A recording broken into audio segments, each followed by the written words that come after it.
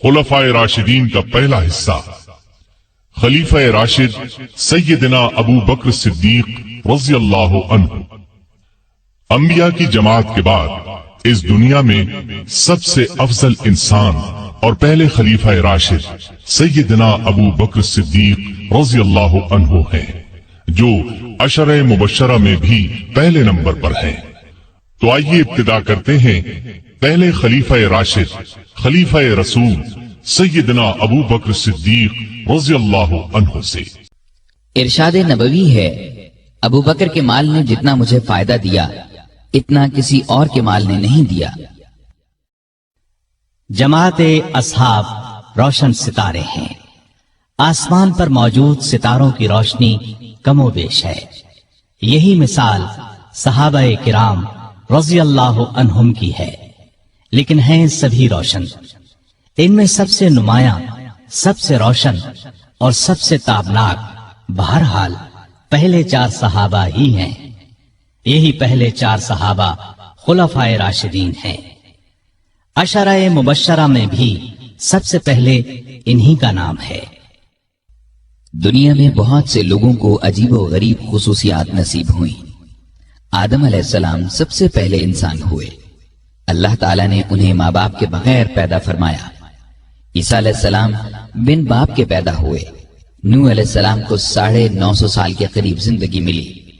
इब्राहिम अलैहिस्सलाम को आग में डाला गया, आग उन्हें जला न सकी। इस्माइल अलैहिस्सलाम के गले पर छुरी चलाई गई, गला न कटा। यूनुस अलैहिस्सलाम को मछली ने जिंदा निगला, फिर मछली के पेट से जिंदा निकल आए। मूसा अलैहिस्सलाम से कोहे तूर पर अल्लाह ताला ने कलाम फरमाया। नबी करीम सल्लल्लाहु अलैहि वसल्लम की तो हर बात ही अरफा व आला है। आसमानों की सैर की, खत्म नबूवत का ताज आपको पहनाया गया। आपकी उम्मत को ये इम्तियाज बख्शा गया कि आखिरी उम्मत करार पाई। इस आखिरी उम्मत में भी बहुत से अफराद अनोखी खुसूसियात वाले करार पाए। उनमें सबसे बुलंद दर्जा अबू बकर सिद्दीक रज़ियल्लाहु अन्हु का है। अबू हुरैरा रज़ियल्लाहु अन्हु से रिवायत है, रसूलुल्लाह सल्लल्लाहु अलैहि वसल्लम ने फरमाया, मुझ पर जिस किसी का भी एहसान था मैंने उसका बदला चुका दिया, सिवाय अबू बकर के। मुझ पर अबू बकर का एहसान बाकी है। इसका बदला अल्लाह ताला ही क़यामत के दिन अता करेगा। और मुझे किसी के माल ने इतना नफा नहीं दिया जितना अबू बकर के माल ने नफा दिया। अगर मैं किसी को अपना जानी दोस्त बनाता तो अबू बकर को बनाता। खबरदार, तुम्हारा साथी अल्लाह का दोस्त है। यानी अल्लाह ताला ने चूंकि मुझे दोस्त बनाया है, इसलिए अल्लाह के सिवा मैं किसी को दोस्त नहीं बना सकता। मुस्लिम की एक हदीस के अल्फाज यूं हैं, अबू बकर मेरे भाई और मेरे साथी हैं, और अल्लाह ताला ने तुम्हारे साथी को दोस्त बनाया है। तो ये अजीम खुसूसियत अबू बकर रज़ियल्लाहु अन्हु को नसीब हुई, जो नबी आखिरुज़्ज़मान के सबसे अफजल सहाबी थे। आज हम उन्हीं का तज़किरा करेंगे, उनकी हैरत ज़दा कर देने वाली बातें सुनेंगे। अबू बकर सिद्दीक रज़ियल्लाहु अन्हु 573 ईस्वी में पैदा हुए। नबी करीम सल्लल्लाहु अलैहि वसल्लम उनसे करीबन 2.5 साल पहले दुनिया में तशरीफ ला चुके थे।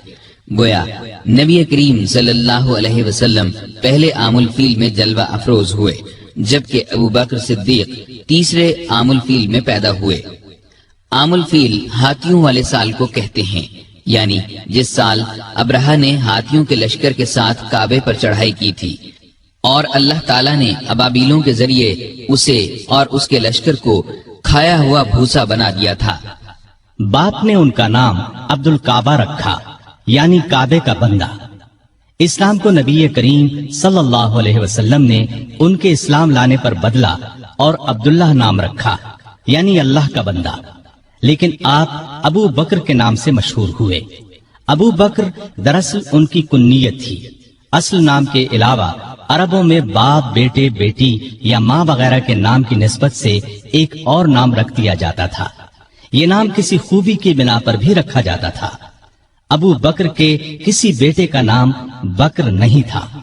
उनकी अच्छी आदत और नेकी के कामों में आगे रहने की वजह से लोगों ने उनकी कुन्नियत अबू बकर रख दी थी।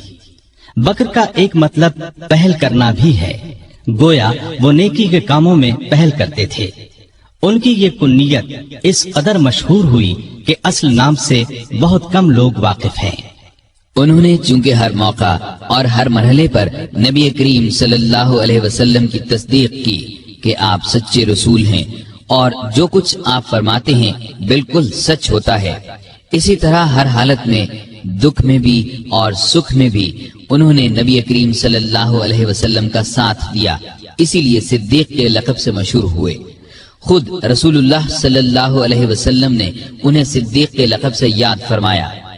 صدیق سے مراد ہے نہایت سچا، سچائی کے خلاف ہر برائی کے مقابلے میں ڈٹ جانے والا۔ چنانچہ ابو بکر صدیق ہر موقع پر سچے ثابت ہوئے، لہذا صدیق کہلائے۔ ان کا ایک لقب عتیق بھی ہے۔ عتیق کا مطلب ہے آزاد۔ آپ نے انہیں دیکھ کر ایک بار فرمایا، تم اللہ کی طرف سے دوزخ سے آزاد ہو۔ ایک اور موقع پر آپ نے فرمایا، جسے زمین پر دوزخ سے آزاد کیے ہوئے شخص کو دیکھنا ہو وہ ابو بکر کو دیکھ لے۔ اس لحاظ سے ان کا ایک لقب عتیق ہوا۔ ان کا ایک مشہور لقب یار غار بھی ہے۔ وہ غار ثور میں آپ کے ساتھ تھے، جیسا کہ آپ ابھی آیت اور اس کا ترجمہ سن چکے ہیں، تفصیلات آگے آئیں گی۔ آپ خاندان تیم سے تھے۔ قریش کی کئی شاخیں تھیں، ان میں سے ایک کا نام بنو ہاشم تھا۔ نبی کریم صلی اللہ علیہ وسلم بنو ہاشم سے تھے۔ ایک شاخ کا نام بنو تیم تھا، ابو بکر صدیق رضی اللہ عنہ اس سے تھے۔ بنو تیم بھی بہت باعزت خاندان تھا۔ 7ویں پشت میں آپ کا نسب رسول اللہ صلی اللہ علیہ وسلم سے جا ملتا ہے۔ وہ اس طرح کے قبیلہ قریش کے مرہ کے 2 بیٹے کلاب اور تیم تھے۔ کلاب کی اولاد سے نبی کریم صلی اللہ علیہ وسلم پیدا ہوئے اور تیم کی اولاد سے ابو بکر صدیق رضی اللہ عنہ پیدا ہوئے۔ ابو بکر صدیق کے والد کا نام عثمان بن عامر تھا اور ان کی کنیت ابو قحافہ تھی۔ یہ بھی اپنی کنیت ہی سے مشہور تھے۔ کامیاب اور خوشحال تاجر تھے۔ مکے کے لوگ انہیں بہت عزت کی نگاہ سے دیکھتے تھے۔ انہوں نے مکہ فتح ہونے کے بعد اسلام قبول کیا۔ اس وقت ان کی عمر 90 سال کے قریب تھی۔ بینائی جاتی رہی تھی۔ 14 ہجری میں 97 سال کی عمر میں وفات پائی۔ ابو بکر رضی اللہ عنہ کی والدہ کا نام سلمہ بنت سخر تھا۔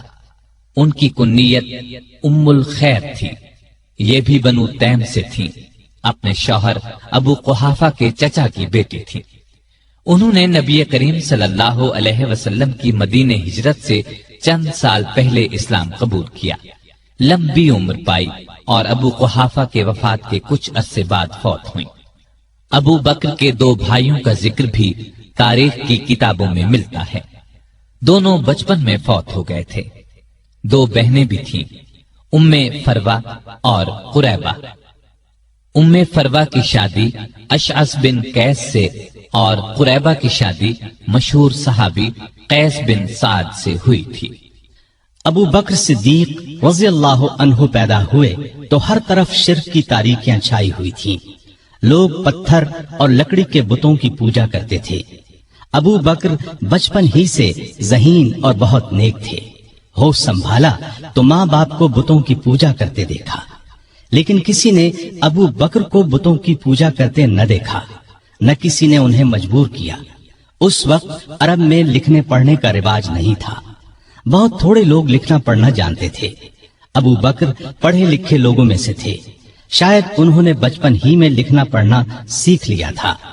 لڑنے کا طریقہ اور ہتھیاروں کا استعمال بھی سیکھا تھا اور تجارت کرنے کے گر بھی سیکھ لیے تھے۔ وہ کبھی نشے والی چیز کے قریب نہیں گئے، نہ کسی برے کام میں کبھی حصہ لیا۔ جوان ہوئے تو خوبیاں اور نکھر گئیں۔ 18 سال کی عمر میں تجارت کا پیشہ اختیار کیا۔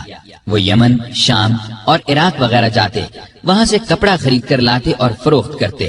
بہت جلد اپنی سچائی اور دیانت کی وجہ سے دوسرے تاجروں کو پیچھے چھوڑ گئے، دولت مند ہو گئے۔ مکے کے رئیسوں میں ان کا شمار ہونے لگا۔ جتنے دولت مند تھے اتنے ہی سخی، نرم دل اور لوگوں کے ہمدرد تھے۔ بھوکوں کو کھانا کھلاتے، ننگوں کو کپڑے پہناتے، بیواؤں اور یتیموں کی مدد کرتے۔ کسی کو مصیبت میں دیکھتے تو فوراً اس کی مدد کو پہنچتے، عام لوگوں کے ساتھ بہت محبت اور شفقت سے پیش آتے، کبھی جھوٹ نہیں بولتے تھے، شراب اور بتوں سے نفرت کرتے تھے۔ اس زمانے میں جو بے شمار دوسری برائیاں پھیلی ہوئی تھیں ان سے بھی دور رہتے تھے۔ عربی زبان کے بہت اچھے عالم تھے، کبھی کبھار شعر بھی کہہ لیتے تھے۔ عرب میں یہ بات بہت خوبی کی سمجھی جاتی تھی۔ قریش کی مختلف شاخوں اور دوسرے قبیلوں کے رسم و رواج اور حسب و نسب کو جاننے والا ان سے بڑھ کر کوئی نہیں تھا۔ قتل کے مقدمات کے فیصلے وہی کرتے تھے۔ نیکی، پرہیزگاری، دیانتداری، نرم مزاجی، ملنساری اور دوسری خوبیوں کی وجہ سے مکے کے سب لوگ ان کی دل سے عزت کرتے تھے۔ کسی معاملے میں کوئی مشکل پیش آ جاتی تو مشورے کے لیے انہی کے پاس آتے تھے۔ عرب کے دوسرے قبیلے بھی ان کی عزت کرتے تھے۔ تجارت کے لیے دوسرے ملکوں کا سفر کرتے تو عرب کے اکثر قبیلوں سے واسطہ پڑتا تھا، وہ سب انہیں ایک معزز اور نیک تاجر خیال کرتے تھے۔ یہی وہ زمانہ تھا جب ان کی دوستی نبی کریم صلی اللہ علیہ وسلم سے ہو گئی، اور یہ دوستی روز بروز گہری ہوتی چلی گئی۔ دونوں ایک دوسرے کو بہت چاہنے لگے تھے، کئی تجارتی سفر بھی ایک ساتھ کیے۔ پھر وہ وقت بھی آیا جب رسول اللہ صلی اللہ علیہ وسلم ہر روز صبح و شام ان کے گھر تشریف لے جانے لگے۔ اس طرح وہ مکے کے تمام لوگوں سے بڑھ کر آپ صلی اللہ علیہ وسلم کے اخلاق اور بے مثال خوبیوں سے واقف ہو گئے۔ اسلام لانے سے پہلے تک ان کا یہی رنگ رہا، یہاں تک کہ 38 سال کی عمر کو پہنچ گئے۔ اس وقت نبی کریم صلی اللہ علیہ وسلم کی عمر مبارک 40 سال ہو چکی تھی اور آپ 41ویں سال میں قدم رکھ چکے تھے کہ آپ نے نبوت کا اعلان فرمایا۔ سب سے پہلے 4 نیک انسانوں نے اسلام قبول کیا، ان میں سے 3 تو آپ کے گھر کے تھے، یعنی خدیجہ رضی اللہ عنہا، علی رضی اللہ عنہ اور زید بن حارثہ رضی اللہ عنہ۔ علی آپ کے چچا زاد بھائی تھے، آپ ہی کے پاس رہتے تھے اور اس وقت ان کی عمر 10 برس تھی۔ زید بن حارثہ آپ کے خادم اور منہ بولے بیٹے تھے۔ خدیجہ آپ کی بیوی تھیں۔ گھر سے باہر کے لوگوں میں سب سے پہلے ابو بکر صدیق رضی اللہ عنہ نے اسلام قبول کیا، گویا مردوں میں بھی سب سے پہلے یہی اسلام لائے۔ اسلام لاتے ہی آپ نے فوراً کہہ دیا، اب میری ہر چیز کا مالک اللہ اور اللہ کے رسول ہیں۔ مال اور اسباب تو کیا چیز ہیں، ان کی خاطر جان اور اولاد بھی قربان کر سکتا ہوں۔ نبوت کا اعلان فرمانے کے بعد نبی صلی اللہ علیہ وسلم نے شروع کے 3 سالوں میں صرف ان سمجھدار لوگوں کو اسلام کی طرف بلایا جن سے یہ امید کی جا سکتی تھی کہ وہ جھگڑا نہیں کریں گے اور اللہ کا سچا دین قبول کر لیں گے۔ اس کام میں ابو بکر صدیق نے آپ کا پورا ساتھ دیا، اسلام کی تبلیغ کی اور قریش کے بڑے بڑے لوگوں کو مسلمان کر لیا۔ ان میں عثمان غنی، طلحہ، زبیر، سعد بن ابی وقاص اور عبد الرحمن بن عوف رضی اللہ عنہم جیسے اونچے رتبے کے لوگ شامل تھے۔ رسول کریم صلی اللہ علیہ وسلم کی تبلیغ سے 3 سال میں قریباً 150 نیک مردوں اور عورتوں نے اسلام قبول کیا۔ یہ کام چپ کے کیا گیا۔ اس زمانے میں نمازیں بھی چھپ کر پڑھی جاتی تھیں تاکہ کافروں کو ان کے اسلام لانے کا پتہ نہ چلے۔ تاہم ایک دن چند کافروں نے مسلمانوں کو نماز پڑھتے دیکھ لیا۔ انہوں نے مسلمانوں کو باپ دادا کا مذہب چھوڑنے پر برا بھلا کہا۔ نبی کریم صلی اللہ علیہ وسلم کو خبر ہوئی تو آپ نے اپنے پیارے صحابی ارقم بن ابی ارقم رضی اللہ عنہ کے مکان کو مسلمانوں کے جمع ہونے اور نماز پڑھنے کی جگہ بنا دیا۔ یہ مکان صفا پہاڑی کے قریب تھا اور بہت محفوظ تھا، کافر اس پر آسانی سے حملہ نہیں کر سکتے تھے۔ نبوت کے 4تھے سال اللہ تعالیٰ کے حکم سے آپ نے کھلم کھلا اسلام کی تبلیغ شروع فرمائی۔ اس پر کافر بھڑک اٹھے، مسلمانوں کو ستانے لگے، ان کے دشمن بن گئے۔ مسلمانوں نے قریباً 9 سال ظلم برداشت کیے۔ اسلام لانے والوں کی تعداد مسلسل بڑھتی گئی۔ ابو بکر رضی اللہ عنہ نے بھی اسلام کی خاطر ظلم برداشت کیے، لیکن برابر اسلام کی خدمت میں لگے رہے۔ آپ صلی اللہ علیہ وسلم پر جان چھڑکتے رہے۔ جس وقت انہوں نے اسلام قبول کیا ان کے پاس 40,000 درہم تھے۔ ان میں سے اپنے پاس صرف 5-6 ہزار درہم رکھ کر باقی سب غریب مسلمانوں کو کافروں کے پنجے سے چھڑانے اور اسلام کی ترقی کے لیے خرچ کر ڈالے۔ ابو بکر رضی اللہ عنہ کی تبلیغ سے جن لوگوں نے اسلام قبول کیا ان میں طلحہ بھی تھے۔ یہ ابو بکر رضی اللہ عنہ کے چچا زاد بھائی تھے۔ ان کے اسلام لانے کا حال قریش کے ایک سردار کو معلوم ہوا۔ یہ شخص اسلام کا سخت دشمن تھا۔ اس نے طلحہ اور ابو بکر رضی اللہ عنہما کو رسی سے باندھ کر خوب مارا پیٹا، لیکن یہ اسلام پر قائم رہے۔ ایک روز نبی کریم صلی اللہ علیہ وسلم خانہ کعبہ میں تشریف لے گئے۔ کافروں نے آپ کو دیکھا تو جوش میں آ گئے، گھیرے میں لے لیا۔ ابو بکر کو خبر ہوئی تو فوراً کعبے پہنچے اور کفار مکہ سے کہا، تم پر افسوس ہے، تم ایک ایسے شخص کو مارے ڈالتے ہو جو کہتا ہے میرا رب اللہ ہے، جبکہ وہ اللہ کی صاف نظر آنے والی نشانیاں لے کر تمہارے پاس آیا ہے۔ ابو بکر کے یہ الفاظ سن کر کافروں نے رسول اللہ کو تو چھوڑ دیا، سب نے مل کر ان پر حملہ کر دیا اور اتنا مارا کہ لہو لہان ہو گئے۔ یہ مار کھاتے جاتے تھے اور کہتے جاتے تھے، اے عزت اور شان والے اللہ، تیری ذات بہت برکت والی ہے۔ آخر بے ہوش ہو کر گر پڑے۔ ان کے قبیلے والوں کو پتہ چلا تو دوڑے آئے، اٹھا کر گھر لے گئے۔ عائشہ رضی اللہ عنہا فرماتی ہیں کہ ابا جان کو زخمی حالت میں گھر لایا گیا تو حالت یہ تھی کہ سر پر جس جگہ ہاتھ لگتا وہاں سے بال جھڑ جاتے۔ بہت دیر بعد انہیں ہوش آیا تو سب سے پہلے ان کی زبان سے یہ الفاظ نکلے، رسول اللہ صلی اللہ علیہ وسلم کا کیا حال ہے۔ اس وقت وہاں قبیلے کے ایسے لوگ بھی موجود تھے جو اسلام نہیں لائے تھے۔ انہیں یہ الفاظ سن کر بہت غصہ آیا، کہنے لگے، تم پر افسوس ہے، اس حالت میں بھی محمد کا خیال نہیں چھوڑتے۔ جب یہ لوگ چلے گئے تو انہوں نے اپنی ماں سے پھر وہی سوال پوچھا۔ ماں نے کہا، مجھے ان کا کچھ حال معلوم نہیں۔ اس پر وہ بولے، جا کر خطاب کی بیٹی ام جمیل سے پوچھیں۔ ام جمیل کا نام فاطمہ تھا، عمر فاروق رضی اللہ عنہ کی بہن تھی۔ اس وقت مسلمان ہو چکی تھی لیکن کافروں سے اپنا اسلام چھپا رکھا تھا۔ ابو بکر کی والدہ نے جا کر ان سے کہا، میرا بیٹا محمد کا حال پوچھ رہا ہے۔ تو فاطمہ ان کے ساتھ ان کے گھر گئیں۔ ابو بکر کی حالت دیکھ کر چیخ پڑی اور بولی، اللہ کی قسم، جن لوگوں نے آپ کے ساتھ یہ سلوک کیا ہے وہ سخت کافر ہیں، برے لوگ ہیں۔ مجھے امید ہے اللہ ان سے بدلہ ضرور لے گا۔ ابو بکر نے کہا، رسول اللہ صلی اللہ علیہ وسلم کا کیا حال ہے؟ ام جمیل نے ان کے کان میں کہا، آپ کی والدہ سن رہی ہیں۔ یہ انہوں نے اس لیے کہا کہ ان کی والدہ اس وقت تک ایمان نہیں لائی تھی۔ اس پر وہ بولے، تم ان کی فکر نہ کرو، ان سے کوئی خطرہ نہیں۔ تب انہوں نے بتایا، نبی کریم صلی اللہ علیہ وسلم بالکل خیریت سے ہیں اور دار ارقم میں ہیں۔ وہ سن کر بولے، اللہ کی قسم، میں اس وقت تک کچھ کھاؤں گا نہ پیوں گا جب تک رسول اللہ صلی اللہ علیہ وسلم کو دیکھ نہ لوں گا۔ آخر رات کی تاریکی میں ام جمیل انہیں رسول کریم صلی اللہ علیہ وسلم کے پاس لے گئی۔ آپ نے ابو بکر کی حالت دیکھی تو آنکھوں میں آنسو آ گئے۔ آپ نے جھک کر ابو بکر کی پیشانی چومی۔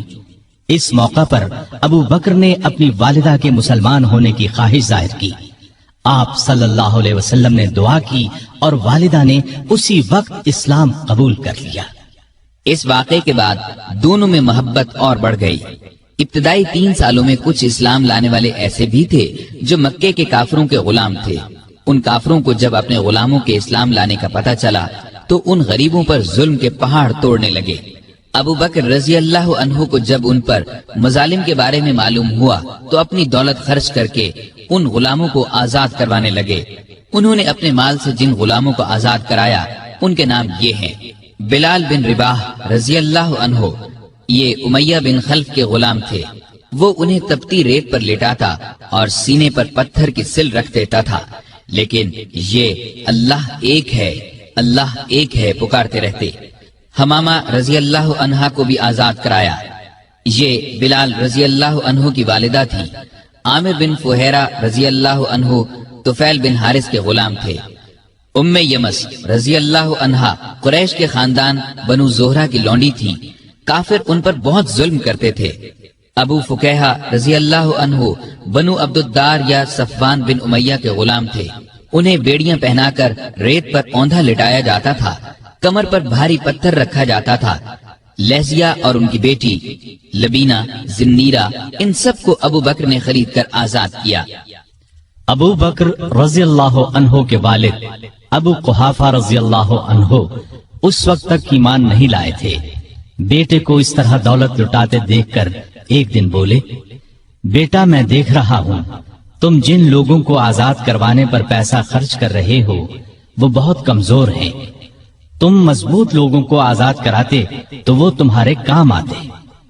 اس پر ابو بکر نے جواب دیا، میں نے ان غریبوں کو اپنے فائدے کے لیے نہیں، اللہ کو راضی کرنے کے لیے آزاد کرایا ہے، وہی اس کا بدلہ دے گا۔ یہ بات سن کر ان کے والد خاموش ہو گئے۔ کافروں کا ظلم جب حد سے بڑھا تو نبی کریم صلی اللہ علیہ وسلم نے مسلمانوں کو حبشہ کی طرف ہجرت کرنے کا مشورہ دیا۔ کچھ مسلمان ہجرت کر گئے۔ ابو بکر نے بھی اپنا وطن چھوڑا، لیکن راستے میں قبیلہ قارہ کے سردار ربیہ بن رفیع ملے۔ وہ اپنی امان میں انہیں واپس مکے لے آئے، اس لیے کہ وہ ابو بکر کو بہت پسند کرتے تھے۔ مکے میں داخل ہو کر ربیہ نے اعلان کر دیا کہ ابو بکر ان کی پناہ میں ہیں۔ قریش نے اس شرط پر ان کی پناہ منظور کر لی کہ ابو بکر اپنے گھر کے اندر جس طرح چاہیں عبادت کریں، گھر سے باہر نہ کریں، نہ اونچی آواز سے قرآن پڑھیں۔ انہوں نے یہ بات مان لی، لیکن ان کا دل بہت نرم تھا۔ جب گھر میں قرآن پڑھتے تو بے اختیار رونے لگتے۔ ان کے رونے کی آواز سن کر لوگ گھروں سے نکل آتے، راستہ چلتے لوگ رک جاتے اور قرآن سننے لگتے۔ مکے کے کافروں نے جب یہ دیکھا تو ربیہ سے شکایت کی۔ ربیہ نے ان کی شکایت ابو بکر کے آگے رکھی۔ اس پر ابو بکر نے ان کی پناہ واپس کر دی اور فرمایا، میں اپنے اللہ کی پناہ پر راضی ہوں۔ ربیہ نے جا کر کفار سے کہا کہ ابو بکر نے میری پناہ واپس کر دی ہے، اب تم جانو وہ جانے۔ بعد میں یہ ربیہ بن رفیع مسلمان ہو گئے تھے۔ ان کی کنیت ابن داغینہ تھی۔ عرب کے مسلمان بہادروں میں ان کا شمار ہوا۔ اب ابو بکر رضی اللہ عنہ پہلے کی طرح اسلام کی تبلیغ کرنے لگے۔ رسول اللہ صلی اللہ علیہ وسلم کی حمایت میں ہر وقت جان ہتھیلی پر لیے رہتے۔ کافروں نے کئی بار انہیں شدید تکالیف پہنچائی۔ ایک دفعہ نبی کریم صلی اللہ علیہ وسلم خانہ کعبہ میں نماز پڑھ رہے تھے۔ ایک کافر عقبہ بن ابی معیط نے آپ کی گردن مبارک میں چادر ڈال کر بل دینا شروع کیے۔ وہ آپ کا گلا گھونٹنا چاہتا تھا۔ ابو بکر دوڑ کر وہاں پہنچے، عقبہ کو دھکا دے کر ہٹایا اور بولے، تم ایک ایسے شخص کی جان لینا چاہتے ہو جو یہ کہتا ہے میرا رب اللہ ہے۔ اس پر عقبہ اور دوسرے کافروں نے ابو بکر کو مار مار کر ادموا کر ڈالا۔ ایسے اور کئی موقعوں پر نبی کریم صلی اللہ علیہ وسلم کی حفاظت کے لیے سینہ تان کر کھڑے ہو گئے، خود مار کھا لی تاکہ آپ صلی اللہ علیہ وسلم کو تکلیف نہ پہنچے۔ نبوت کے 12ویں سال معراج کا واقعہ پیش آیا۔ صبح کے وقت جب رسول اللہ صلی اللہ علیہ وسلم نے ابو جہل وغیرہ کے سامنے یہ واقعہ بیان فرمایا تو وہ مذاق اڑانے لگے اور ابو بکر کے پاس گئے اور کہا کہ دیکھو تمہارے صاحب کیسی باتیں کر رہے ہیں۔ اس پر انہوں نے جواب دیا، اگر محمد صلی اللہ علیہ وسلم نے یہ باتیں کہی ہیں تو ان کے سچا ہونے میں مجھے ذرہ بھر شک نہیں، کیونکہ سچ کے سوا آپ کی زبان مبارک پر کوئی بات نہیں آتی۔ پھر خود آپ کے پاس آئے اور پوچھا، اے اللہ کے رسول صلی اللہ علیہ وسلم، کیا واقعی آپ نے ایسا فرمایا ہے؟ آپ نے فرمایا، ہاں۔ یہ سنتے ہی ابو بکر نے عرض کیا، جو کچھ آپ نے فرمایا میں اس پر ایمان لاتا اور تصدیق کرتا ہوں کہ آپ بالکل سچے ہیں۔ ابو بکر کو صدیق کا لقب اسی لیے ملا کہ انہوں نے اس موقع پر اور دوسرے موقعوں پر بھی ہمیشہ رسول اللہ صلی اللہ علیہ وسلم کی تصدیق کی اور آپ کی نبوت کی گواہی دی۔ پھر جب کافروں نے نبی کریم صلی اللہ علیہ وسلم کو قتل کرنے کا منصوبہ تیار کر لیا تو اللہ تعالیٰ نے آپ کو ہجرت کی اجازت دے دی۔ آپ ابو بکر کے پاس آئے اور انہیں بتایا مجھے ہجرت کی اجازت مل گئی ہے۔ یہ سن کر ابو بکر نے عرض کیا میرے ماں باپ آپ پر قربان ہوں، کیا مجھے بھی آپ کے ساتھ چلنے کی اجازت ہے؟ آپ نے فرمایا ہاں۔ یہ سن کر ابو بکر اتنے خوش ہوئے کہ رونے لگے۔ عائشہ رضی اللہ عنہا فرماتی ہیں کہ اس روز مجھے پہلی بار معلوم ہوا کہ کوئی شخص حد سے زیادہ خوشی سے بھی رونے لگتا ہے۔ پھر ابو بکر نے عرض کیا مجھے اندازہ تھا کہ آپ ہجرت کریں گے، اس لیے میں نے 2 اونٹنیوں کو کھلا پلا کر تیار کر رکھا ہے، ان میں سے ایک آپ لے لیں۔ آپ نے فرمایا لیکن میں قیمت دے کر لوں گا۔ ابو بکر خاموش ہو گئے۔ رات ہوئی تو آپ علی رضی اللہ عنہ کو اپنے بستر پر لٹا کر گھر سے نکلے۔ اللہ تعالیٰ نے کفار کو اس وقت اندھا کر دیا، وہ ننگی تلواریں لیے گھر کو گھیرے کھڑے تھے کہ جو ہی آپ باہر نکلیں گے کام تمام کر دیں گے۔ آپ قرآن مجید کی آیات پڑھتے ہوئے باہر نکل آئے، سیدھے ابو بکر کے گھر پہنچے۔ وہ پہلے ہی تیار بیٹھے تھے۔ رخصت سے پہلے انہوں نے اپنے بیٹے کو ہدایت کی کہ رات کو آ کر خبریں سنانا، ہم فلاں جگہ ٹھہریں گے۔ اپنے خادم عامر بن فہیرہ کو ہدایت دی کہ وہ روزانہ کی طرح بکریاں چرائے اور رات کو ان کا دودھ ہمیں دے جایا کرے۔ پھر ابو بکر گھر میں موجود تمام نقدی ساتھ لے کر نکل پڑے۔ راستے میں ابو بکر کبھی آپ کے آگے ہو جاتے اور کبھی پیچھے۔ آپ صلی اللہ علیہ وسلم نے وجہ پوچھی تو عرض کیا جب مجھے خطرہ ہوتا ہے کہ آگے سے کوئی دشمن نہ آ جائے تو آپ کے آگے چلنے لگتا ہوں، پیچھے سے کوئی خطرہ محسوس کرتا ہوں تو پیچھے ہو جاتا ہوں۔ اس طرح دونوں غار ثور میں پہنچے۔ یہ مکے کے جنوب مشرق میں قریباً 5 کلومیٹر پر ہے۔ راستے میں زمین پتھریلی ہونے کی وجہ سے دونوں کے پاؤں زخمی ہو گئے۔ ابو بکر رضی اللہ عنہ آپ کی تکلیف برداشت نہ کر سکے۔ آپ صلی اللہ علیہ وسلم کو بمشکل اپنے ساتھ لے کر غار ثور جو بہت بلندی پر تھا پہنچے۔ پہلے ابو بکر اندر داخل ہوئے، غار کو صاف کیا، غار میں جو سوراخ نظر آئے ان کو اپنی چادر پھاڑ کر بند کیا۔ غار میں 2 سوراخ باقی بچ رہے جن کے لیے چادر نہیں بچی تھی۔ ابو بکر رضی اللہ عنہ نے ان دونوں پر اپنے پاؤں رکھ دیے، پھر رسول اللہ صلی اللہ علیہ وسلم سے عرض کی کہ اندر تشریف لائیں۔ آپ صلی اللہ علیہ وسلم اندر تشریف لے گئے اور ابو بکر کی آغوش میں سر رکھ کر سو گئے۔ ادھر ابو بکر رضی اللہ عنہ کے پاؤں میں کسی چیز نے ڈس لیا۔ ابو بکر نے بڑے صبر سے تکلیف برداشت کی لیکن ہلے نہیں کہ کہیں آپ کی آنکھ نہ کھل جائے۔ لیکن جب تکلیف حد سے بڑھی تو ان کے آنسو رسول اللہ صلی اللہ علیہ وسلم کے چہرے پر ٹپک گئے۔ آپ کی آنکھ کھل گئی۔ آپ نے فرمایا ابو بکر تمہیں کیا ہوا؟ عرض کی میرے ماں باپ آپ پر قربان، مجھے کسی چیز نے ڈس لیا ہے۔ رسول اللہ صلی اللہ علیہ وسلم نے اس پر اپنا لعاب دہن لگا دیا۔ زہر کا اثر فوراً دور ہو گیا اور تکلیف جاتی رہی۔ یہاں دونوں حضرات نے 3 راتیں چھپ کر گزاری۔ تلاش کرنے والے اس دوران میں غار ثور تک پہنچ گئے۔ ابو بکر کی نظر ان پر پڑی تو گھبرائے اور کہا اے اللہ کے نبی، اگر ان میں سے کوئی شخص محض اپنی نگاہ نیچی کر دے تو ہمیں دیکھ لے گا۔ نبی کریم صلی اللہ علیہ وسلم نے فرمایا ابو بکر، ایسے 2 آدمیوں کے بارے میں تمہارا کیا خیال ہے جن کا تیسرا اللہ ہے؟ اس وقت اللہ نے کافروں کی آنکھوں پر پردہ ڈال دیا، وہ غار کے اندر نہ دیکھ سکے۔ آپ نے 3 راتیں اور 3 دن غار میں قیام فرمایا۔ عامر بن فہیرہ دودھ پہنچاتے رہے، آپ کی بیٹی اسما رات کو کھانا پہنچاتی رہی اور عبداللہ رضی اللہ عنہ دن بھر کی خبریں بھی سناتے رہے۔ گویا ابو بکر کا گھرانہ خدمت میں لگا رہا۔ تیسری رات غار سے روانہ ہوئے، عامر ساتھ چلے۔ عبداللہ عریقت نامی ایک شخص کو اجرت پر راستہ دکھانے کے لیے ساتھ لے لیا۔ اس طرح یہ آگے چلے۔ ادھر مکے کے کافر آپ کی تلاش میں نکلے، کیونکہ گھر میں انہیں علی رضی اللہ عنہ ملے تھے۔ پہلے وہ ابو بکر رضی اللہ عنہ کے گھر پہنچے، وہ وہاں نہ ملے تو کافروں نے اعلان کیا جو شخص محمد یا ابو بکر کو پکڑ کر لائے گا اسے ہر ایک کے بدلے 100 اونٹ انعام میں دیے جائیں گے۔ قبیلہ بنو مدلج کا سردار سراقہ یہ اعلان سن کر ہتھیار لگا کر آپ کی تلاش میں گھوڑے پر روانہ ہوا۔ یہ بڑے ڈیل ڈول کا اور بہادر شخص تھا۔ تلاش کرتے کرتے ان حضرات کے نزدیک پہنچ گیا، لیکن گھوڑے نے ٹھوکر کھائی، زمین پر گرا، دوبارہ سیدھا ہوا، پھر گرا۔ ادھر ابو بکر مڑ مڑ کر اس کی طرف دیکھ رہے تھے۔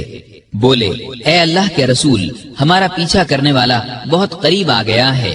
اس پر نبی کریم صلی اللہ علیہ وسلم نے فرمایا، لا تحزن ان اللہ معنا، غم نہ کر، اللہ ہمارے ساتھ ہے۔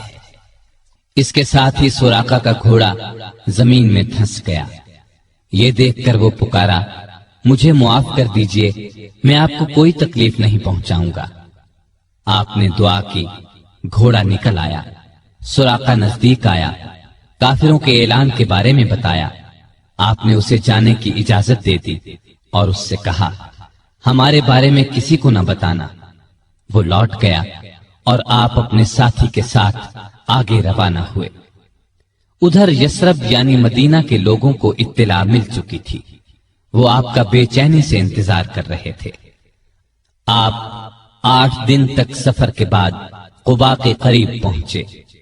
قباء مدینے سے 4 کلومیٹر کے فاصلے پر جنوب مغرب میں ایک گاؤں تھا۔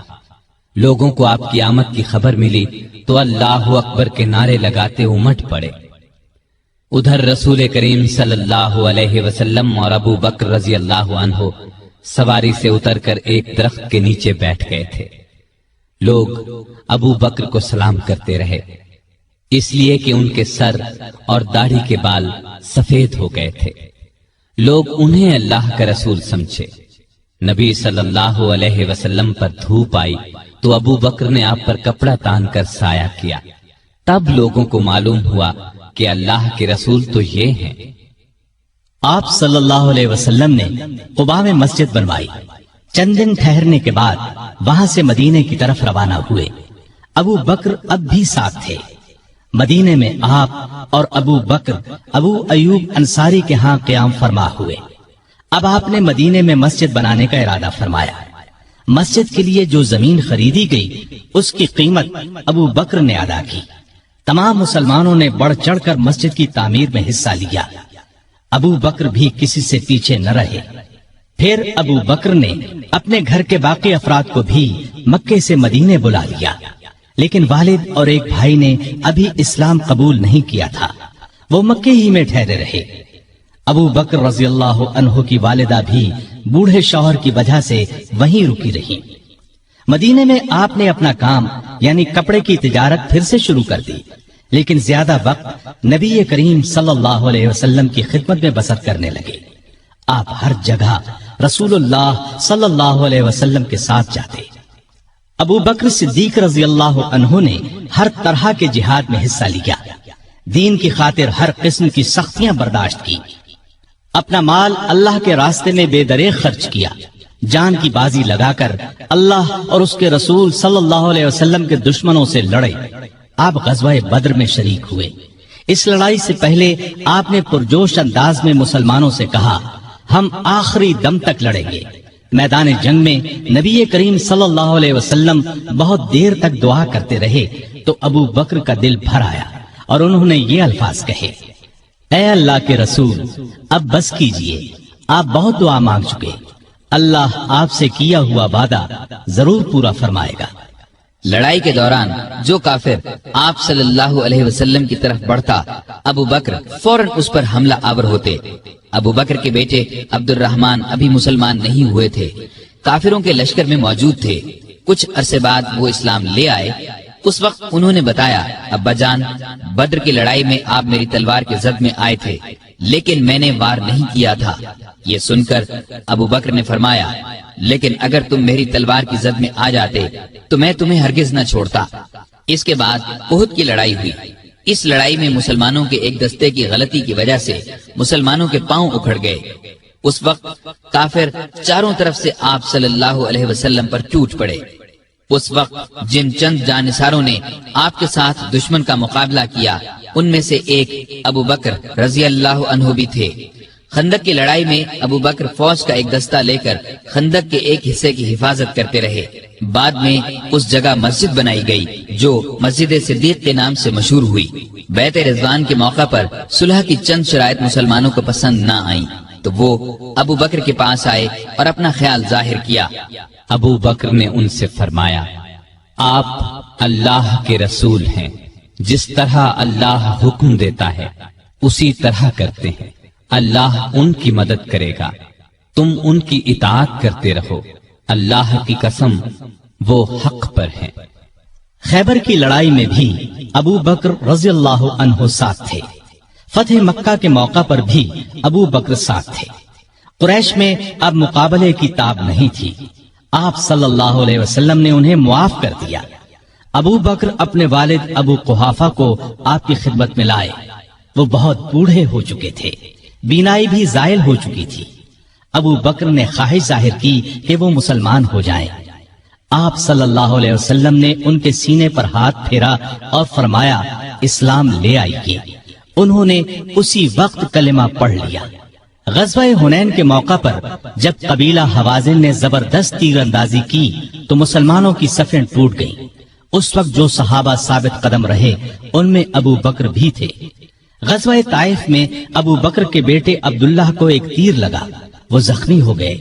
چند دن میں زخم ٹھیک ہو گیا لیکن پھر خراب ہو گیا اور وہ اسی زخم کی وجہ سے فوت ہوئے۔ تبوک کی لڑائی کے موقع پر لشکر کے لیے ہتھیاروں اور سواریوں کی بہت ضرورت تھی۔ آپ نے مسلمانوں سے فرمایا، دل کھول کر مال اور سامان دیں۔ اس پر غریب امیر ہر مسلمان نے مال، سامان، اونٹ، گھوڑے، غلہ، کھجوریں وغیرہ آپ کی خدمت میں ڈھیر کر دی۔ ابو بکر اپنے گھر کا تمام سامان اور ہر چیز لے آئے۔ نبی کریم صلی اللہ علیہ وسلم نے پوچھا، ابو بکر بال بچوں کے لیے کیا چھوڑا؟ انہوں نے عرض کیا، ان کے لیے اللہ اور اللہ کا رسول کافی ہیں۔ لڑائی میں آپ صلی اللہ علیہ وسلم نے ساری فوج کا انتظام ابو بکر رضی اللہ عنہ کے سپرد کیا۔ فوج کا بڑا جھنڈا بھی انہی کو دیا۔ تبوک مدینے سے 686 کلومیٹر دور ہے۔ مسلمان تکلیفیں اٹھاتے وہاں پہنچے۔ تبوک سے واپسی کے بعد حج کے دن قریب آئے تو آپ صلی اللہ علیہ وسلم نے ابو بکر کو امیر حج مقرر فرمایا۔ انہوں نے لوگوں کو حج کرایا۔ ہجرت کے 10ویں سال رسول کریم صلی اللہ علیہ وسلم خود حج کے لیے مکہ تشریف لے گئے۔ ابو بکر رضی اللہ عنہ اور ہزارہا مسلمان آپ کے ساتھ تھے۔ آپ کا سامان ابو بکر کی اونٹنی پر لادا گیا۔ 11 ہجری میں آپ نے ایک لشکر شام بھیجنے کے لیے تیار کیا۔ اس لشکر کا سردار آپ نے اپنے ایک پیارے نوجوان اسامہ بن زید رضی اللہ عنہ کو مقرر فرمایا۔ اس لشکر کو بھیجنے کا مقصد یہ تھا کہ روم کے بادشاہ سے موتا کی لڑائی کا بدلہ لیا جائے۔ موتا کی لڑائی 8 ہجری میں ہوئی تھی اور اس میں رومی عیسائیوں کے ہاتھوں نبی کریم صلی اللہ علیہ وسلم کے 12 پیارے صحابہ شہید ہو گئے تھے۔ ان میں اسامہ رضی اللہ عنہ کے والد زید بھی تھے۔ اس لشکر میں ابو بکر رضی اللہ عنہ بھی شریک تھے۔ انہوں نے اس بات کی پرواہ تک نہیں کی کہ ان کا سپہ سالار 18-19 سال کی عمر کا ایک نوجوان ہے۔ دراصل وہ اللہ کے سپاہی تھے اور جو بات اللہ کے رسول صلی اللہ علیہ وسلم کو پسند تھی وہی انہیں بھی پسند تھی۔ حج سے واپسی پر نبی صلی اللہ علیہ وسلم نے مسلمانوں کو یہ خطبہ دیا، اللہ نے اپنے ایک بندے کو اختیار دیا کہ چاہے تو دنیا کی نعمتوں کو قبول کر لے اور چاہے تو اللہ کے پاس جا کر ان نعمتوں کو قبول کرے جو وہاں ملنے والی ہیں۔ تو اس بندے نے اللہ کے پاس جا کر ملنے والی نعمتوں کو قبول کیا ہے۔ یہ خطاب سن کر ابو بکر رضی اللہ عنہ رونے لگے۔ وہ سمجھ گئے کہ یہ آپ صلی اللہ علیہ وسلم نے اپنے بارے میں فرمایا ہے۔ ہجرت کے 11ویں سال رسول کریم صلی اللہ علیہ وسلم کے مرض میں اضافہ ہو گیا تو آپ نے ابو بکر کو نماز پڑھانے کا حکم فرمایا۔ ابو بکر نمازیں پڑھانے لگے۔ اس دوران میں ایک صبح آپ کو افاقہ محسوس ہوا تو آپ سہارا لے کر مسجد میں تشریف لے آئے۔ ابو بکر نے پیچھے ہٹنا چاہا تو آپ نے اشارے سے فرمایا، اپنی جگہ پر رہو۔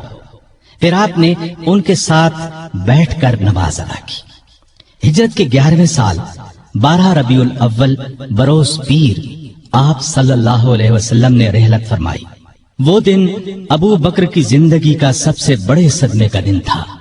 انہوں نے نبی کریم صلی اللہ علیہ وسلم کی پیشانی کو بوسہ دیا اور فرمایا، میرے ماں باپ آپ پر قربان، اللہ آپ پر 2 موتیں جمع نہیں کرے گا۔ جو موت اللہ نے آپ کے لیے لکھ دی وہ آ چکی، اب آپ پر کبھی موت نہیں آئے گی۔ اس وقت صحابہ کی حالت بہت نازک تھی۔ سیدنا عمر فاروق رضی اللہ عنہ ننگی تلوار لیے اعلان کرتے نظر آئے، جو شخص یہ کہے گا کہ رسول اللہ صلی اللہ علیہ وسلم نے وفات پائی، میں اسے جان سے مار ڈالوں گا۔ ابو بکر نے ان کی یہ تقریر سنی تو فرمایا، اے عمر سنبھلو اور چپ ہو جاؤ۔ پھر آپ نے لوگوں کے سامنے تقریر کی، لوگوں، جو شخص محمد صلی اللہ علیہ وسلم کو پوچھتا تھا وہ جان لے کہ محمد صلی اللہ علیہ وسلم وفات پا گئے ہیں، اور جو اللہ کو پوچھتا تھا وہ سمجھ لے کہ اللہ زندہ ہے، وہ کبھی نہیں مرے گا۔ ان الفاظ کے بعد آپ نے قرآن مجید کی یہ آیت تلاوت فرمائی، محمد صلی اللہ علیہ وسلم صرف رسول ہی ہیں، ان سے پہلے بہت سے رسول آ چکے ہیں۔ کیا اگر ان کا انتقال ہو جائے یا شہید ہو جائیں تو تم اسلام سے اپنی ایڑیوں کے بل پھر جاؤ گے؟ اور جو کوئی پھر جائے اپنی ایڑیوں پر تو ہرگز اللہ تعالیٰ کا کچھ نہ بگاڑے گا۔ ان قریب اللہ تعالیٰ شکر گزاروں کو نیک بدلہ دے گا۔ ابو بکر رضی اللہ عنہ کی تقریر سن کر لوگوں کو یقین آ گیا کہ رسول اللہ صلی اللہ علیہ وسلم واقعی ان سے جدا ہو چکے ہیں۔ آپ کی وفات کے بعد مسلمانوں نے متفقہ طور پر جناب ابو بکر صدیق کو خلیفہ چن لیا۔ خلیفہ بنائے جانے کے بعد انہوں نے یہ خطبہ دیا، لوگو، اللہ کی قسم میں نے کبھی تمہارا امیر بننے کی خواہش نہیں کی۔ تم نے ایک ایسا بوجھ مجھ پر ڈال دیا ہے جس کے اٹھانے کی طاقت میں اپنے اندر نہیں پاتا، اور اللہ کی مدد کے بغیر اس کو نہیں سنبھال سکتا۔ میں تم سے بہتر نہیں، اگر سیدھے راستے پر چلوں تو میری مدد کرنا، اور اگر غلطی کروں تو مجھے درست کر دینا۔ یاد رکھو، سچائی امانت ہے اور جھوٹ خیانت۔ تم میں سے جو کمزور ہے وہ میرے نزدیک طاقتور ہے، یہاں تک کہ اس کا حق دلوا دوں، اور تم میں سے جو طاقتور ہے وہ میرے نزدیک کمزور ہے، یہاں تک کہ اس سے دوسروں کا حق وصول کر لوں۔ جو قوم اللہ کی راہ میں جہاد چھوڑ دیتی ہے وہ ذلیل کر دی جاتی ہے، اور جس قوم میں بے حیائی پھیل جاتی ہے اس پر اللہ کا عذاب نازل ہوتا ہے۔ جب تک میں اللہ اور اس کے رسول صلی اللہ علیہ وسلم کی اطاعت کروں تم میرا حکم مانو، اور جب میں اللہ اور اس کے رسول کی نافرمانی کروں تو تم پر میرا حکم ماننا فرض نہیں۔ اب نماز کے لیے کھڑے ہو جاؤ، اللہ تم پر رحم فرمائے۔ خلیفہ بننے کے بعد ابو بکر نے جو سب سے پہلا حکم جاری کیا وہ یہ تھا کہ اسامہ کے لشکر کو شام جانے کے لیے تیار ہو جانا چاہیے۔ مجاہدین فوراً جمع ہونے لگے۔ اسی اثنا میں خبریں آنے لگیں کہ عرب کے بہت سے قبیلوں نے زکوٰۃ ادا کرنے سے انکار کر دیا ہے۔ یہ لوگ ابھی تھوڑا عرصہ پہلے ہی مسلمان ہوئے تھے۔ بعض لوگوں نے نبی ہونے کا جھوٹا دعویٰ کر کے ہزارہا لوگوں کو بے وقوف بنا ڈالا۔ لوگ ان کے گرد جمع ہو گئے۔ یہ حالات دیکھ کر بعض صحابہ نے سیدنا صدیق اکبر کو مشورہ دیا کہ ان حالات میں اسامہ کے لشکر کو بھیجنا مناسب نہیں، بہتر یہ ہے کہ اس کو روک دیا جائے تاکہ دشمن مدینے پر حملہ کریں تو ان کا مقابلہ کیا جا سکے۔ لیکن ابو بکر نے یہ مشورہ ماننے سے انکار کر دیا اور فرمایا، اللہ کی قسم، اگر مدینہ اس طرح آدمیوں سے خالی ہو جائے کہ درندے اور کتے مجھے پھاڑ کھائیں، تب بھی میں اس لشکر کو شام جانے سے نہیں روکوں گا جس کو رسول اللہ صلی اللہ علیہ وسلم نے شام جانے کا حکم فرمایا تھا۔ اب بعض صحابہ نے یہ مشورہ دیا کہ لشکر کا سپہ سالار 9 عمر اسامہ کی جگہ کسی عمر رسیدہ تجربہ کار صحابی کو بنا دیا جائے۔ یہ سن کر ابو بکر کو غصہ آ گیا۔ انہوں نے فرمایا، یہ تم کیسا مشورہ دے رہے ہو؟ جس شخص کو رسول اللہ صلی اللہ علیہ وسلم نے لشکر کا امیر بنایا، میں اس کی جگہ کسی اور کو امیر مقرر کروں؟ ایسا ہرگز نہیں ہوگا۔ پھر ابو بکر رضی اللہ عنہ لشکر کو رخصت کرنے کے لیے خود مدینے سے باہر مقام جرف پر پہنچے، دور تک انہیں چھوڑنے گئے۔ اسامہ گھوڑے پر سوار تھے اور ابو بکر ان کے ساتھ پیدل چل رہے تھے۔ اسامہ نے عرض کیا، اے رسول اللہ کے خلیفہ، یا تو آپ بھی گھوڑے پر سوار ہو جائیں یا مجھے گھوڑے سے اتر کر پیدل چلنے دیں۔ ابو بکر نے فرمایا، نہ تو میں سوار ہوں گا نہ تمہیں گھوڑے سے اترنے دوں گا، اگر کچھ دیر کے لیے میرے قدموں پر اللہ کی راہ کا غبار پڑ جائے تو اس سے میری شان میں کوئی کمی نہیں آ جائے گی۔ پھر آپ نے لشکر کو رخصت کیا، انہیں دعا دی۔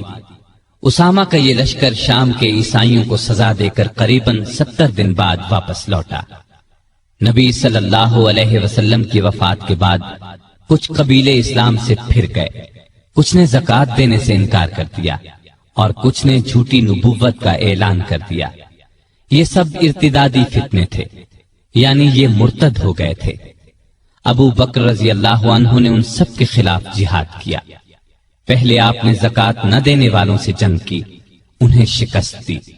پھر خالد بن ولید اور دوسرے سپاہ سالاروں کے لشکر جھوٹے نبیوں کی طرف روانہ کیے۔ مسیلمہ کذاب سب سے بڑا جھوٹا نبی تھا۔ خالد بن ولید کے لشکر نے اسے شکست فاش دی۔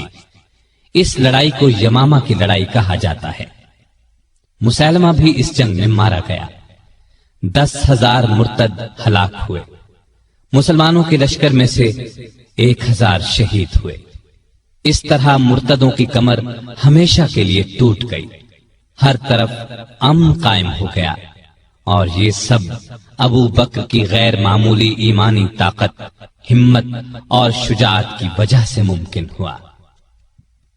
اس کے بعد آپ کا ایک خاص کارنامہ یہ ہے کہ آپ نے قرآن کو ایک جگہ جمع کروایا، کیونکہ اس وقت قرآن مجید مختلف جگہوں پر لکھا ہوا تھا۔ یمامہ کی لڑائی میں سینکڑوں حفاظ صحابہ شہید ہو گئے تھے، اس لیے ضرورت محسوس ہوئی کہ قرآن کو ایک جگہ جمع کر دیا جائے، چنانچہ یہ کام کیا گیا۔ اس کے بعد ابو بکر روم اور ایران کی طرف متوجہ ہوئے۔ روم اور ایران اس وقت دنیا کی 2 بڑی سلطنتیں تھیں۔ روم والے عیسائی تھے اور ایران کے لوگ مجوسی یعنی آگ کو پوجتے تھے۔ دونوں ہی مسلمانوں کے دشمن تھے۔ نبی کریم صلی اللہ علیہ وسلم نے اپنی زندگی مبارک میں آس پاس کے ملکوں کے بادشاہوں کے نام اسلام کے پیغامات ارسال فرمائے تھے۔ ایک خط ایران کے بادشاہ خسرو پرویز کو بھی بھیجا گیا تھا، اس نے آپ کا خط پھاڑ دیا تھا۔ آپ نے یہ خبر سن کر فرمایا تھا، اللہ اس کے ملک کے ٹکڑے ٹکڑے کرے۔ پھر خسرو پرویز کے بیٹے نے اسے قتل کر ڈالا۔ اس کے بعد ایرانی آپس میں لڑنے لگے۔ ایسے میں ابو بکر رضی اللہ عنہ خلیفہ بن گئے تو انہوں نے خالد بن ولید کو سپاہ سالار بنا کر ایران کی طرف روانہ کیا۔ خالد بن ولید رضی اللہ عنہ کی ایرانیوں سے 15 کے قریب لڑائیاں ہوئیں۔ ان سب میں اللہ نے انہیں فتح عطا کی۔ اس کے بعد روم کی باری آئی۔ روم کی طرف 4 لشکر روانہ کیے۔ ان کے سپہ سالار ابو عبیدہ بن جراح، یزید بن ابی سفیان، شرحبیل بن حسنہ اور عمر بن عاص مقرر فرمائے۔ ان 4 لشکروں میں 27,000 کے قریب مجاہدین تھے۔ یہ 4 مختلف راستوں سے شام پر حملہ آور ہوئے۔ ساتھ ہی ابو بکر نے خالد بن ولید کو حکم بھیجا کہ وہ بھی ان لشکروں کی مدد کے لیے پہنچیں۔ خالد بن ولید شام کے اسلامی لشکر سے آ ملے اور کمان اپنے ہاتھ میں لے لی۔ ادھر رومیوں کا بڑا لشکر اجنادین کے مقام پر جمع ہوا۔ خالد بن ولید نے ان کا رخ کیا اور انہیں بہت بڑی شکست دی۔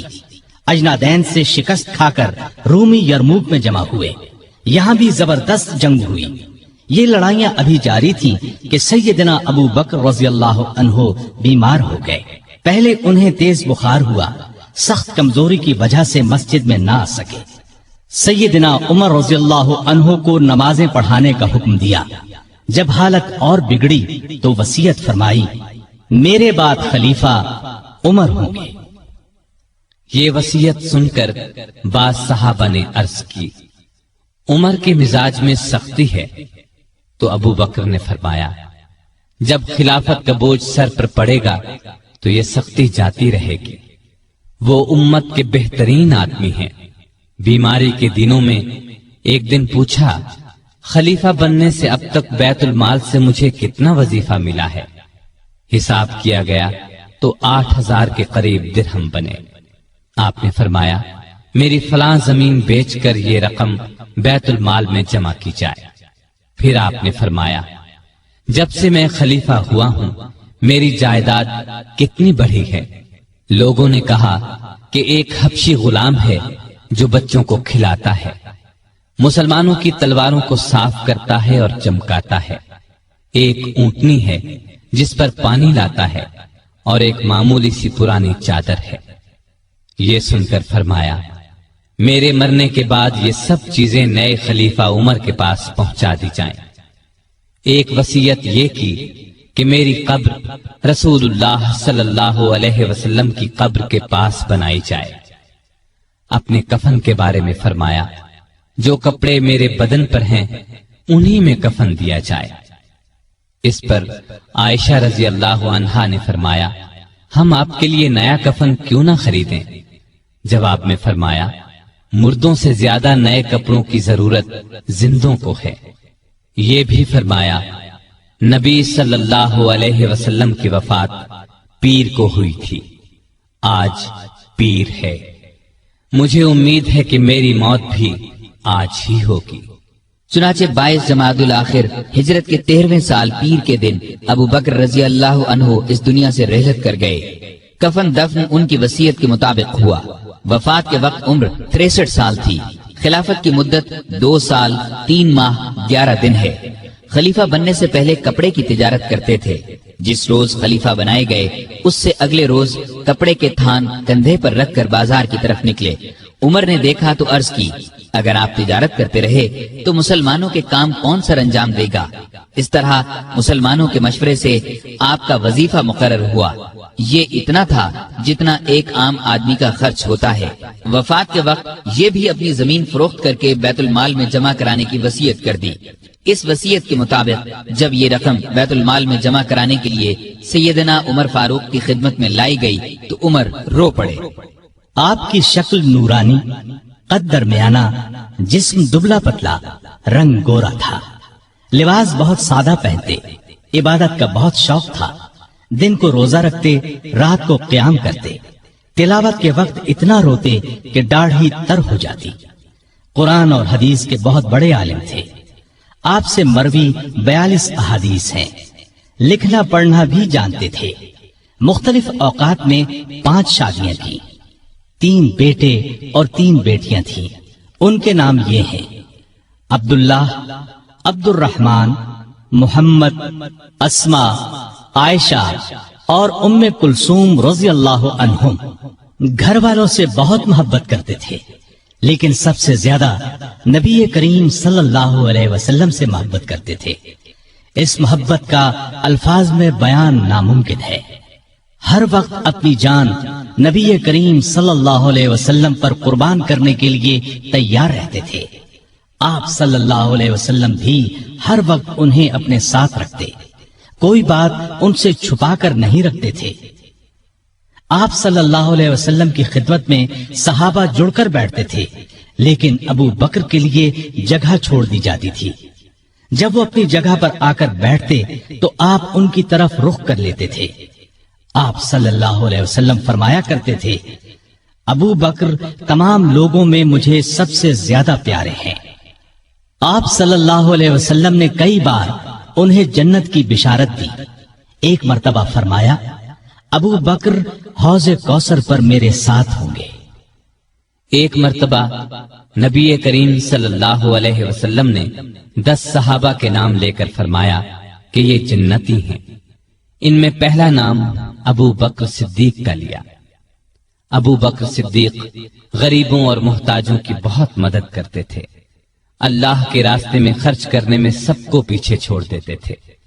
अल्लाह का खौफ इस कदर था कि हिसाब के दिन का ख्याल आने पर कांप जाते थे। फरमाया करते थे, काश मैं एक तिनका होता, किसी को कोई बात कह देते तो फौरन उससे मुआफी मांग लेते। लोगों को सलाम करने में पहल करते थे। परहेजगारी तो हद दर्जे की थी। एक दिन आपका गुलाम खाने की कोई चीज लाया। आपने उसमें से कुछ खा लिया, लेकिन खाने के बाद गुलाम ने आपसे पूछा, آپ کو معلوم ہے کہ آپ نے جو کھایا ہے وہ کیا ہے؟ آپ نے فرمایا بتلاؤ یہ کہاں سے آیا ہے؟ اس نے بتایا کہ زمانہ جاہلیت میں ایک شخص نے مجھ سے کچھ منتر پڑھوایا تھا، یہ اس کی اجرت ہے۔ یہ سن کر ابو بکر نے اپنا ہاتھ منہ میں ڈالا اور جو کچھ پیٹ میں گیا تھا قے کے ذریعے سب کچھ باہر نکال دیا۔ مزاج میں بہت عاجزی تھی۔ خلیفہ بننے سے پہلے محلے والوں کی بکریوں کا دودھ دو دیتے تھے۔ خلیفہ بننے کے بعد بھی یہ معمول نہ چھوڑا، لوگوں کو بہت اچھی اچھی نصیحتیں کرتے رہتے تھے۔ فرماتے ہیں مصیبت کی جڑ انسان کی گفتگو ہے، عقل مند کی پہچان یہ ہے کہ وہ زیادہ باتیں نہیں کرتے۔ سچائی امانت اور جھوٹ بددیانتی ہے۔ کسی مسلمان کو حقیر نہ جانو۔ جس قوم میں بری باتیں عام ہو جائیں تو اللہ اس کو مصیبت میں ڈال دیتا ہے۔ ہر اچھے کام کے ثواب کا ایک اندازہ ہے، لیکن صبر کا ثواب بے اندازہ ہے۔ گناہ سے توبہ کرنا ضروری ہے، لیکن گناہ سے بچنا اس سے بھی زیادہ ضروری ہے۔ اس دن پر رو جو تیری عمر سے گزر گیا اور تو نے اس میں کوئی نیکی نہیں کی۔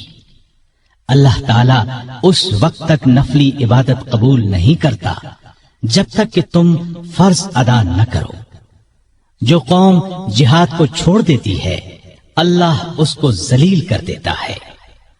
مظلوم کی بد دعا سے بچو کیونکہ اللہ اس کو فوراً سن لیتا ہے۔ علم بغیر عمل کے بیکار ہے۔ بروں کے پاس بیٹھنے سے اکیلے بیٹھ رہنا بہت اچھا ہے۔